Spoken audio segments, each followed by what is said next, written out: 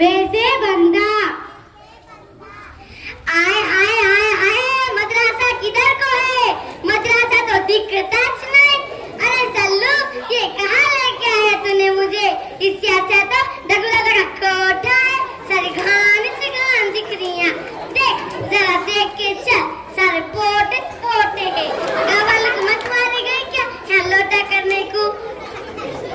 देख देख के चल, पाव भरेगा, पाव भरा तो दुल्हन को पानी भी नहीं ना। बच्चों क्या बात है? इधर ही दिख रहा मदरसा। हाँ मदरसा इधर कुछ है।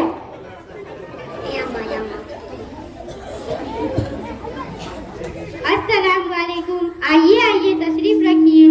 अरे माँ, मैंने मिता जी तो घर का छोड़ के आई। बैठिए। अरे भाई, इतना बड़ा काम पड़ा, घर कौन कहीं का बैठना कितना आया? मैं कह रही काम ही दिख रही क्या दिखूं? अच्छा, आप किस मकसद से आई? वो बोले तो क्या थी? आप क्यों आई? मेरे छोरे का नाम डालने का था मदरसा में, बल्कि चाहिए मैं। अच्छा, आपको दाखिला करना है। आपके बच्चे का नाम बोलिए। ये अपना सल्लू ना, सल्लू, तुमको मालूम है ना क्या? सल्लू? ये कैसा नाम है? वो क्या झुल्ले में रखा हुआ? हाँ वही। मेरे पापा ने क्या रखे थे देखो?